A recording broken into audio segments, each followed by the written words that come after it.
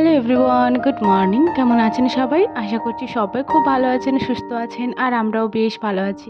আমার আজকের আরও একটি নতুন ব্লগে আপনাদের সবাইকেই স্বাগত জানাই। আজ শনিবার আর এখন সকাল ৮টা মতো বাজে।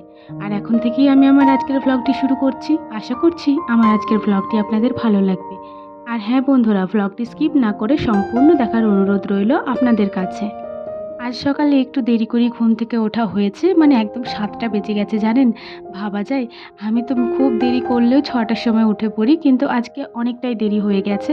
তো ৭টার সময় উঠলাম, উঠে পরে এই যে ব্রাশ করলাম, তারপর আবার ভিডিও এডিট করেছি, তারপরে আবার খাবার খেলাম, তারপরে এই যে ঘরের কাজকর্মে হাত দিচ্ছি। আর ঘরের কাজকর্ম বলতে এই যে ধোয়া মোছা গোছানো, এগুলো সব আমারই কাজ।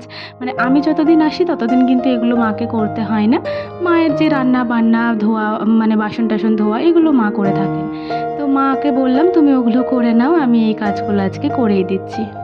আর এই যে দেরি করে উঠলেও দুটো লোক যেহেতু কাজকর্ম করছি, তাড়াতাড়ি হয়েই যাবে। তো আমি প্রথমে ভাইয়ের ঘরের বিছানাটা বাগিয়ে নিলাম, আর তারপরে ভাইয়ের পড়ার টেবিলটাও একটু ভালো করে গুছিয়ে নিলাম। আর তারপরে এই যে বেসিনে কয়েকটা গ্লাস ছিল, তো ওটা নিয়ে নিলাম, আর ওটা এবারে বাইরে রেখে দেবো। আর ওখানে যে তোয়ালিটা ছিল ওটা একটু এলোমেলো হয়েছিল, তো ওটা একটু গুছিয়েই রেখে দিলাম। তো বাসনগুলো সমস্তটাই বের করে দিয়েছি, ঘর দুয়ারও ঝাড় দিয়ে নিয়েছি এই মুহূর্তে। মাকে বললাম যে তুমি এতগুলো বাসন মেজে নাও, যেহেতু ৮টা তো বেজেই গেছে, আর ১ ঘন্টা মাত্র জল থাকবে। আপনারা তো জানেনই যে টাইম কলের জলেই সমস্ত কাজকর্ম হয় আমাদের। অবশ্য কুয়োতে জল আছে, না জল এলে পাম্পটা লাগালেই হবে, কিন্তু যেহেতু জলটা আসছে শুধু শুধু তো জলটা নষ্টই হবে। তো সে কারণেই ধোয়ার কাজটাই ভাবলাম আগে করে নিই। আমি ওদিকে ঘরটা শুধুমাত্র ঝাড় দিয়েছি, আর মাকে বললাম তুমি বাসনগুলো মেজে দাও, আমি ধুয়ে নিচ্ছি, তাহলে অনেক তাড়াতাড়ি হয়ে যাবে। আসলে কি জানেন তো বন্ধুরা, আমাদের ঘরে তো মাত্র 4টি লোক, আমি, মা, বাবা আর ভাই। তার মধ্যে আমি তো থাকিই না, কারণ আমি তো শ্বশুর বাড়িতে থাকি। আর 3টি লোক মাত্র, আর মেয়ে হচ্ছে শুধুমাত্র আমার মা। তো সমস্ত কাজকর্মটাই মাকেই করতে হয়, কিন্তু আমি যখন আসি তখন চেষ্টা করি যে মায়ের অনেকটাই হেল্প করার। হ্যাঁ, বিয়ের আগেও আমি অনেকটাই হেল্প করতাম, মানে এই যে ঝাড় দেওয়া, ঘর মোছা, ঘর বাগানো, এগুলো বললাম তো প্রথম থেকেই মাকে এগুলো করতে হতো না। কিন্তু যখন থেকে আমার বিয়ে হয়ে গেছে তখন থেকে তো মাকে সবটাই সামলাতে হয়, তো এতে করে মায়ের অনেকটাই পরিশ্রম হয়ে যায়। কিন্তু কি আর করব বলুন তো। তো যতটা সম্ভব আমি যখন আসি তখন ততটা চেষ্টা করি যে মায়ের অতটা হেল্প করার। তো ওদিকে দেখুন বাসনগুলো প্রায় ধোয়া হয়ে গেছিলো, তো ওগুলো সমস্তটাই আবার এই সাইডে জল দিয়ে উপর দিয়ে রেখে এলাম। আর এখানে 1 বালতি জল নিয়ে চলে এলাম, এবার ঘরটা মুছে নেব। আর মফটা ভেঙে গেছে জানেন তো, সেজন্যই শুধু এই হাতে করেই মুছতে হবে। আর জলের মধ্যে অল্প করে সার্ফের গুঁড়ি মিক্স করে নিলাম। আর তারপরে এই যে প্রথমে ভাইয়ের ঘরটা মুছে নিচ্ছি, যেহেতু ভাইয়ের ঘরটায় টাইলসটা লাগানো আছে, তো ওই ঘরটা প্রথমে মুছে নিচ্ছি, তারপরে পুরো বাড়িটাই মুছে নিয়েছিলাম। আর তারপরে না ফ্রিজটাও ভালো করে ক্লিন করে নিয়েছি। ফ্রিজের ভেতরে যে প্লাস্টিকের খাপগুলো থাকে, তো ওগুলো সমস্তটাই বের করে নিয়েছি, ওগুলো এবার একটু ভালো করে ক্লিন করে নেব। আর আজকে খুব একটা রোদ দেয়নি, গরমও খুব একটা করেনি, তবে হ্যাঁ কাজকর্ম করলে একটু আধটু ঘাম দিচ্ছে। তো ওই যে ঘাম মুছতে মুছতেই কাজকর্ম সারছি। আর এই যে ইটটার ওপরে বসেছি না, সেই জন্য না নাইটিটাও না পেছন দিক থেকে সাদা মতো হয়ে গেছে। তো আমি তো তখন দেখিনি, এই ভিডিও এডিট করার সময় লক্ষ্য করছি। এটা যদি একটু খারাপ দেখাচ্ছে তাহলে অবশ্যই একটু ইগনোর করবেন। যতই আমরা ভিডিওটা ভালোভাবে বানানোর চেষ্টা করি না কেন, দেখুন কাজকর্ম করতে করতে তো একটু আধটু অসুবিধা হবেই। তো তখন তো আর কাজকর্ম করতে করতে নিজেকে দেখার সুযোগ হয়ে ওঠে না। তো একটু আধটু এরকম ভুলভ্রান্তি হতেই পারে। তো এতে করে আমার মনে হয় আপনারা কিছু মনে করবেন না। আর এদিকে দেখুন সমস্তটাই ধোয়া হয়ে গেছে, তো এটা এখন এখানে উপর দিয়ে রাখবো। আর তারপর আমি স্নান করে নেব, যেহেতু ঘেমে গেছি তো আর একদমই ভালো লাগছে না। আর মা ওদিকে খাবার খেতেও ডাকছে। অবশ্য সকালবেলায় অল্প করে চা মুড়ি খেয়েছিলাম, তো সেজন্যই আর কি মাকে বললাম দাঁড়াও আমি স্নানটা করে নিই, আর তারপরেই আমি খাবারটা খাবো। তো এই যে স্নান করে নিয়েছি, আর তারপরে ঠাকুর মন্দিরে একটু ফুল দিয়ে দিলাম, ওই গাছের থেকে ফুলটা তুলে, আর তারপরে ঘরের মধ্যে নিয়ে যাচ্ছি। আমার এক বন্ধু আমাকে কমেন্ট করেছিলেন যে ফুল নাকি জলে ধুতে নেই। তো এই কথাটা আমি মাকে যখন বলছিলাম, মাও আমাকে সেম কথাই বলছিল যে হ্যাঁ ফুল জলে ধুতে নেই। ব্রাহ্মণরাও নাকি বলেন যে ফুলগুলো একটু হাতে করে জল নিয়ে মুছে নিতে হয়, কিন্তু বল আমরা কি আর ওভাবে মুছি, আমরা ধুয়ে পরেই নিই।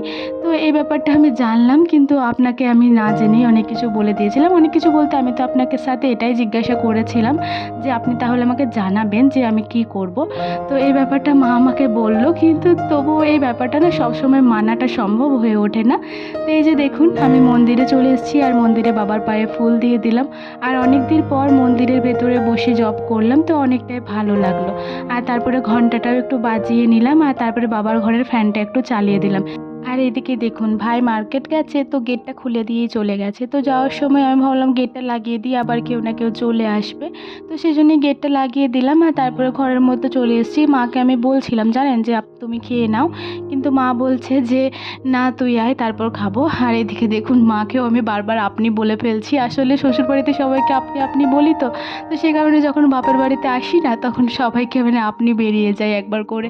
তো এই যে দেখুন মুড়ি নিয়ে নিয়েছি, আর পান্তা ভাত ছিল তো ওটাই অল্প নিয়ে নিলাম। আর অনেক কিছুই রয়েছে, চপ রয়েছে, বাবা এনেছিল আগের দিন রাত্রে, ডালটা ছিল, তো অনেক কিছুই ছিল, সেই সব দিয়ে খেয়ে নিলাম। আর খাওয়া দাওয়ার পরে একটু বসেছিলাম, মানে আমার হাজব্যান্ডকে কল করছিলাম, শাশুড়ি মাকেও কলটা করে নিলাম। আর তারপরে যে বাসনগুলো ধুয়ে মেজে রেখেছিলাম তো ওগুলোই আর কি তুলে এবার ঘরের মধ্যে রেখে দেব, কারণ এবারে রোদ চলে আসবে, আর এগুলো না রাখলে পরে এভাবেই পড়ে থাকবে। তো মাকে আবার কখন রাখবে না রাখবে, মা তো রান্না বান্না করছে। তো সে কারণে ভাবলাম এই জিনিসগুলো গুছিয়ে দিই, তারপরেই একবারে বসবো। তো এই যে দেখুন ঘরের মধ্যে সমস্তটা উপুড় করে দিয়েছি, আর ওই ধারের ঘর মানে এই পাশটা আর কি ভালো করে মুছে নিয়েছিলাম। তো ওই দিকেই উপর দিয়ে রাখলাম, যেহেতু কালকে আবার পুজো আছে, তো নিরামিষ হবে সমস্তটাই। তো সেই জন্যই একটু ভালো জায়গা দিকেই রাখলাম। আর বাকি যে কাপগুলো ছিল এগুলো এই রুমকে নিয়ে চলে এলাম, যেহেতু চা খাওয়াটা এই রুমেই হয়। আর তারপরে যে ফ্রিজের জিনিসপত্রগুলো ছিল ওগুলো সমস্তটাই ঘরের মধ্যে নিয়ে চলে এসেছি। এতক্ষণে ওগুলোর থেকে সমস্ত জলটাই ঝরে গেছে। তো এরপরে এক এক করে সমস্ত জিনিসগুলোই ফ্রিজের খাপে খাপে লাগিয়ে নেব। জানেন তো বন্ধুরা, এই ফ্রিজের মধ্যে যতগুলো খাপ ছিল ততগুলোই আমি খুলতে পেরেছি, কিন্তু আমার ফ্রিজের খাপগুলো যে আমি কেন খুলতে পারি না এটা আমি একবারই বুঝতে পারি না।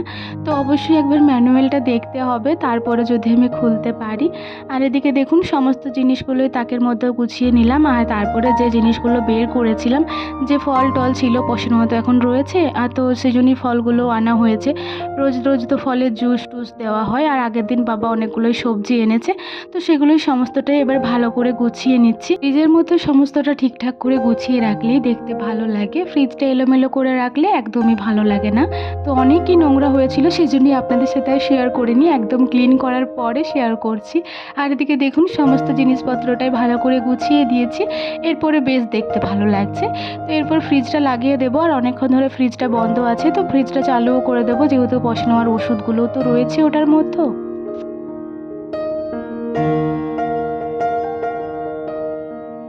এই মুহূর্তে অনেকটাই সময় পার করে ফেলেছি, দুপুর গড়িয়ে একদম সন্ধ্যা হয়ে গেছে। তো দুপুরে খাওয়া দাওয়ার পরে বাসন টাসন মা আর আমি দুজন মিলে ধুয়ে নিয়েছিলাম, আর তারপরে বেশ কিছুক্ষণ ঘুমিয়ে গিয়েছিলাম।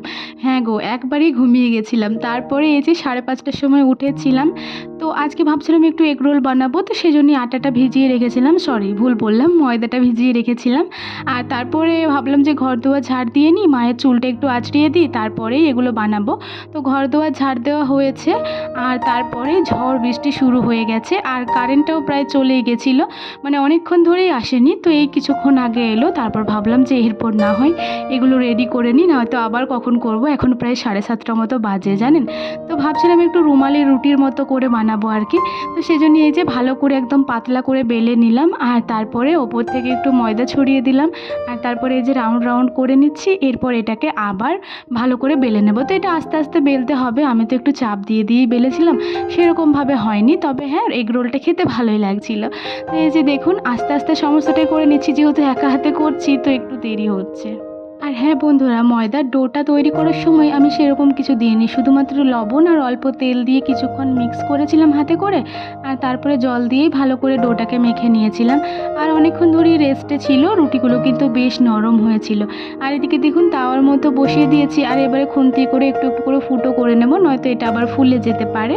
তো ওটা করতে করতেই আরও একটা বেলে নিচ্ছি, কারণ একা হাতে যেহেতু করছি, তো একটা করতে করতে আর একটা রেডি রাখতে হবে, নয়তো ওটা হয়ে যাওয়ার পরে আবার কি করব। তো সেরকমভাবে বেশি করিনি, ওই 4টে থেকে 5টা করেছিলাম। আর তারপরে এই যে এখানে সমস্তটাই আমার ভাজা হয়ে গেছে, লাস্টে একটা ওটা একটু গরম করে নিচ্ছি। আর এদিকে ভাইকে বললাম যে ডিমগুলো এনে দে, তো ও ডিমগুলো এনে দিল। আর ডিমের মধ্যে সেরকম কিছু দিইনি, শুধুমাত্র লবণ, অল্প হলুদ গুঁড়ো আর অল্প লঙ্কা গুঁড়ো দিয়ে একটু ভালো করে মিক্স করে নিলাম। আর তারপরে না ওই তাওয়াটাতেই ভেজে নেব। যেহেতু কালকে পুজো আছে, তো কালকে সমস্তটাই তো আবার ধুতে হবে। যেগুলো সকালে ধুয়েছি ওগুলো অবশ্যই আলাদা করে রাখা আছে, ওগুলো আর কোনো ছোঁয়া নাড়া করিনি। তো এগুলো সমস্তটাই আবার সকালবেলা ধুতে হবে, তো সেই জন্যই ডিমটা লাগিয়েই দিলাম। আর তারপরে এই যে দেখুন এক এক করে সমস্ত এগরোলগুলোই ভেজে নেব। আর দুই পিঠটাতেই একটু করে ডিমের ব্যাটারটা লাগিয়ে নিলাম, যাতে করে একটু ভালো লাগে খেতে। আর তারপর দেখুন এদিকে ভালো করে সেঁকে নিচ্ছি, আর এক এক করে সমস্তটাই করে নেব। আর ওদিকে বুনু আমার সাথে কথা বলছে। বুনু বিকালবেলাতেই এসেছে। বুনু বলছে, দিদি আমারটা একটু সেঁকে দাও গো। ও আসলে একটা বানিয়েছে তো ছোট্ট মতো, মানে একটু মতো ময়দা নিয়েও হাতে করে চিপে চিপে গোল করেছে। তো বলছে, দিদি আমারটা একটু বানিয়ে দাও গো। আমি বলছি, আচ্ছা দাঁড়া এগুলো হয়ে যাক, তারপরে তোরটা বানিয়ে দিচ্ছি।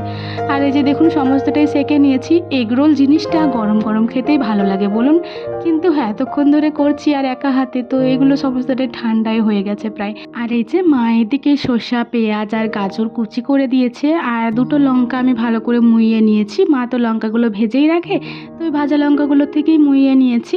আর তারপরে এবার এগরোলগুলো রেডি করব, কারণ প্রায় ঠান্ডা হয়ে গেছে। আর আমার ভাই তো মানে তাকিয়ে বসেই আছে যে কখন হবে, কখন খাবো। তো এই যে প্রথমে শসা কুচি দিয়ে দিলাম, আর তারপরে অল্প করে পেঁয়াজ কুচিয়ে দিয়ে দিলাম। আর আমি গাজরটা খুব একটা খাই না, তবে ভাই আরে খাই, তো ভাইদের এগুলোতেই গাজর আরে সমস্তটাই দিয়ে দেবো। আর এদিকে অল্প করে বাদামও ভেজে নিয়েছিলাম, মানে ভাই ভেজে দিল।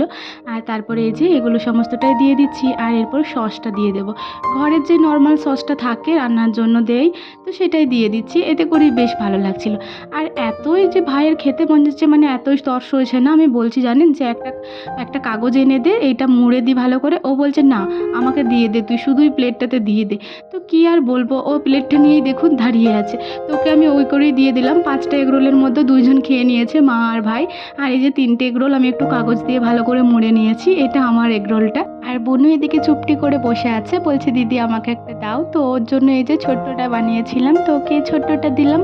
বললাম যে তুই খা, তারপরে বল যে কেমন হয়েছে। দাঁড়ান ও খেয়ে নে, তারপরে ও বলবে যে ঠিক কেমন লাগছে। আসলে ও না ফাস্টফুড খেতে খুব ভালোবাসে। ভালো হয়েছে, আর একটু খা। নাও তুমি ধরে খাও। এগরোলটা খাওয়ার পরে মা তো রুটি আর ডাল করে নিল, যেহেতু অনেকটাই রাত্রি হয়ে গেছে, 9:30টার মতো বাজে এখন, তো সেই জন্যই করে নিল। আর তারপরে মা বলছে, অনু অল্প করে ঝুরি ঝুরি আলু ভাজা করবি না কালকে? তো সেই কারণেই এই যে বললাম ঠিক আছে করছি। তো মা আলুগুলো ছুলে দিল। আর তারপরে এই যে আলুগুলো আমি গ্রেট করে নিয়েছি, তো সরু সরু করে গ্রেট করেছি। আগের দিন যেটা করেছিলাম ওটা আরও সরু ছিল, এটা একটু মিডিয়ামে গ্রেট করেছি, তো এতে করে বেশ ভালো লাগছে দেখতে। তো সেটাই এবার ভালো করে 2-3বার জলে ধুয়ে নিয়েছিলাম। আর তারপরে এই যে জল থেকে হালকা চিপে চিপে ছেঁকে এটার মধ্যে রেখে দিচ্ছি। এটা আবার কাপড়টা মুড়ে দেবো, মানে এই ওড়নাটায় কাঁচা ধোয়া ছিল। আর তারপরে ওটা ফ্রিজের মধ্যে ঢাকা দিয়ে রেখে দেবো। তাহলে চলুন আমার আজকের ভিডিওটি এখানে শেষ করে দিচ্ছি। ভিডিওটি কেমন লাগলো অবশ্যই কমেন্ট করে জানাবেন, ভালো লাগলে একটি লাইক করে দেবেন এবং সাবস্ক্রাইব করে আমার ছোট্ট চ্যানেলটির পাশে থাকবেন। আবারও দেখা হবে কালকে একটি নতুন ভিডিওর সাথে। ততক্ষণের জন্য সবাই ভালো থাকুন, সুস্থ থাকুন, সাবধানে থাকুন।